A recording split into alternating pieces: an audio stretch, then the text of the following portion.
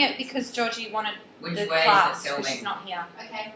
Is it that way? The board. Oh, Damn it. Hi, Georgie. All right. So the first one is coherence of argument. To make sure you get that, I want you to, if I give you feedback one week that you're not coherent, that your claims contradict each other, whatever it is, plan your essay. 3 strongest points, main 3 paragraphs. Introduction, purpose of the introduction, introduce your topic. Define any terms that are unclear. Let us know what you understand that term to mean. So for the purposes of this essay, I will take livability to mean. I will take fairness to mean. Okay? You might choose a dictionary definition, you may define it for yourself. Outline your main points so your audience knows what to expect, and also give a statement of your contention, which is your main argument. So introduction, 3 main paragraphs. What goes into conclusion? What's the purpose of the conclusion? Your summary of your points. Okay, so you sum up your main points. What do you not do in your conclusion? Add new material. Add new material, okay? So if you've talked about Melbourne's livability and you've talked about health, education and transport, don't in your conclusion start introducing how fabulous it is that we have the MCG. Okay, doesn't make any sense, it'll just confuse your audience. The conclusion is really just driving home what you've already said. Good. Use of evidence. Reading through use of evidence, what are we looking for? What is the ideal in evidence that we want from you?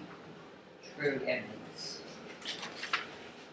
Oh, you meaningfully combine observations from multiple parts of Galileo to support your claim. Good. All right. So we're not just looking for you. We're looking for you to connect your experiences and classes in Galileo to the questions and the themes, but not just one. Okay. We want you to be able to kind of integrate different parts. So you may even use community service as evidence. You may have seen something on community service. The existence of the organisation that you're volunteering at, even a special school exists, even that an op shop exists, may be evidence for you. It may be about a conversation that you happen to have with someone there. Try to think about your whole week when you come to write and draw on. Further research. We want you to go a little bit beyond.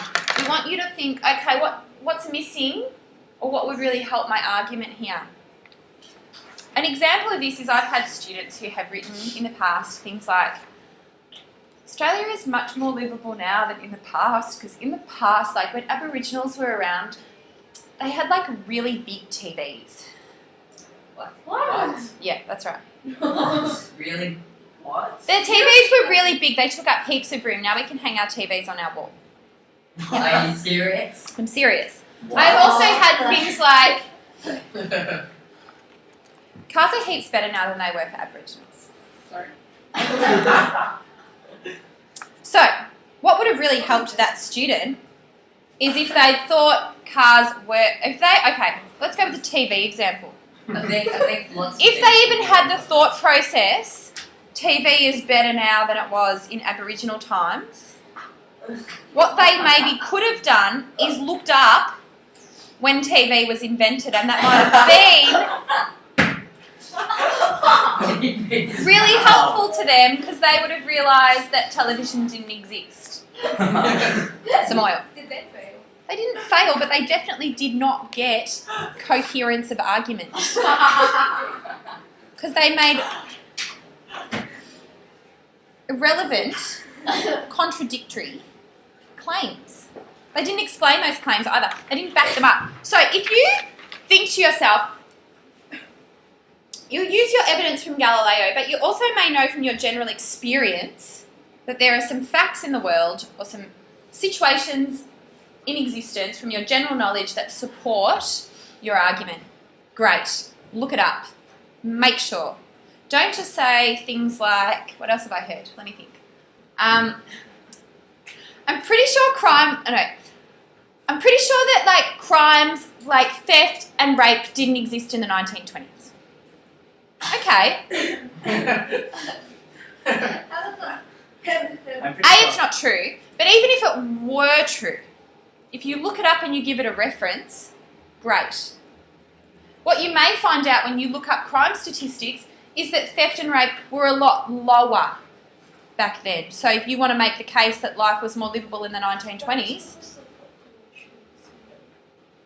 sure, and that's when we bring in critical thinking, and we'll get to that later. But my point is, you want to argue something, find relevant evidence. What any of you that do an arts degree in your future will find out is that you can almost argue anything. There is evidence for everything. All right, find some evidence that backs up what you're saying. Is there evidence? These are opinion-based essays. There's no right or wrong answer. This is not 1 + 1 = 2. This is what I think. So I want to know what your thinking is based on. Find evidence to back up your thinking. Multiple perspectives. What do you think I mean by multiple perspectives? Someone I haven't heard from. Heard from you heaps, heard from you heaps, heard from you heaps. Come on, someone help them out. What do I mean by multiple perspectives, Daly? Not just giving like one view, like showing what other people think as well. Okay, why would I ask for that? If it's an opinion-based essay and I'm Yeah, like, because then you could argue against what they think. yes, good. You can argue against what they think. Wants to add to that, yeah. Well, you choose like one person who's involved, like 2 people, but on opposite sides, and you choose one neutral person. Okay, you might choose to do that. You might choose to look at the opposite ends of the spectrum and take a neutral position. Yes. You'd be unbiased. Okay. But you can be biased. Well, yeah, but if you're looking at just one view, one side of the argument, that's being biased. Yes, that is categorically biased. You might still be biased even if you look at both sides. However, you are ameliorating that. Yes. It makes your point stronger because if the other person has an opposing view, you can say why do you think that they're incorrect.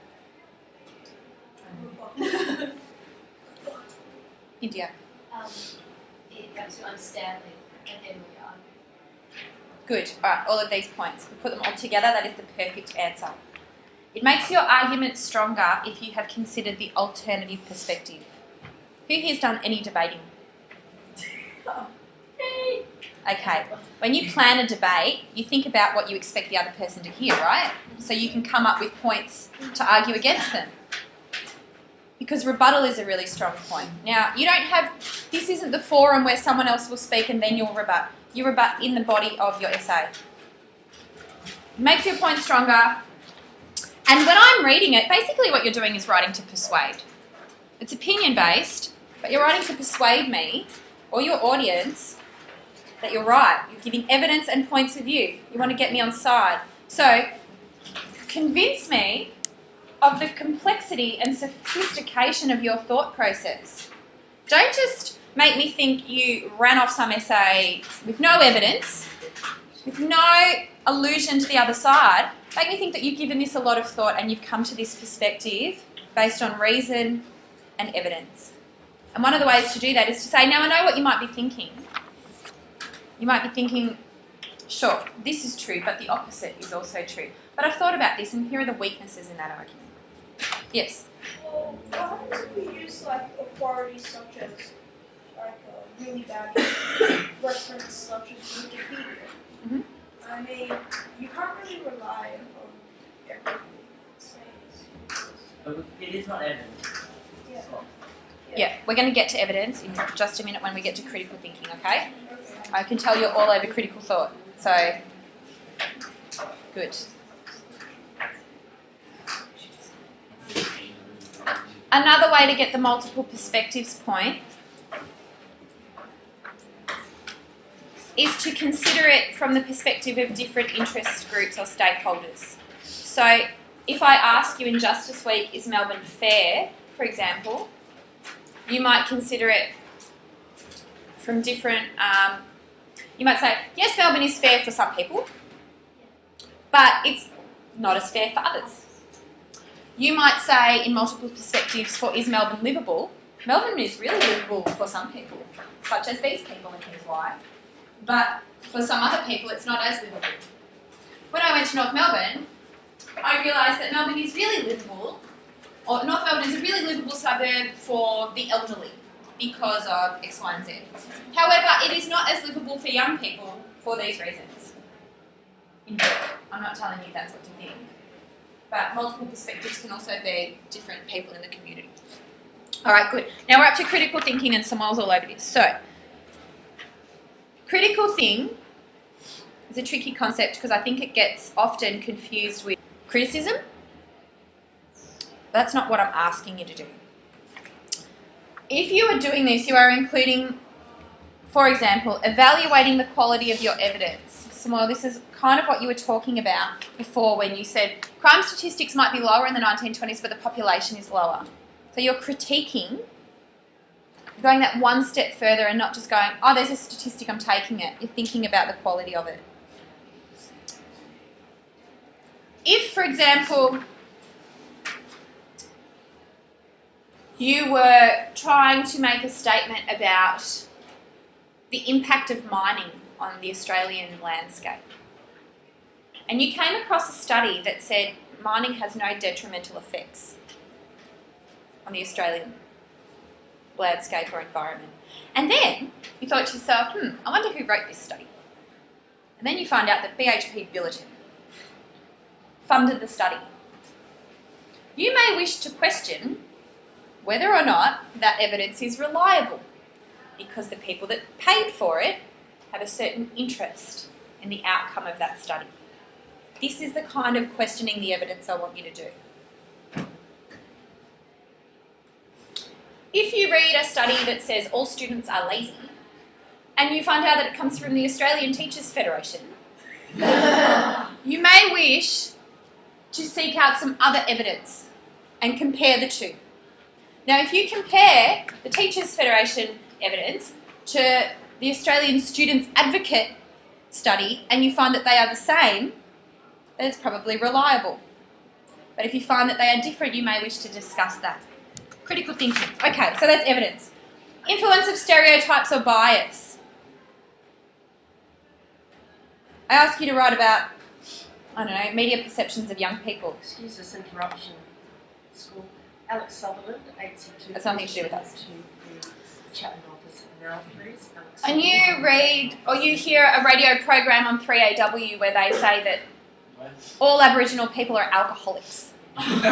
Or all Muslim people are terrorists.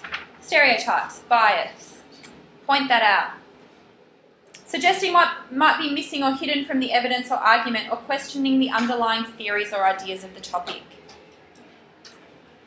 One of the best pieces of critical thinking I've ever seen was one week we were talking about multiple intelligences. You know, this idea that people learn differently and display their intelligence in different ways. Some people have kinesthetic intelligence. That would be India. She's incredible at dance. She is incredibly smart with how she moves her body, uses her body in space, all of those sorts of things. Musical intelligence. There are lots of people who aren't here because they are off displaying their musical intelligence in rehearsal. By sound. We talked about multiple intelligence and how fantastic it is, and then we asked people to write an essay, and one of my students went, why are you asking me to write an essay if you think multiple intelligences are so important? Why can't I sing my response? Critical thinking. Bam. Got top marks. Alright, so that's what I'm looking for. It's the hardest mark to get. I'm pretty sure most of you will be doing it. If you're not doing it, I give you feedback that you're not doing it. You want to know how to do it, come and see me. Evidence, expression and language use. Basic grammar, spelling. Some of you are not capitalising the pronoun I in your blogs. I am. I am. Capital I am. I have.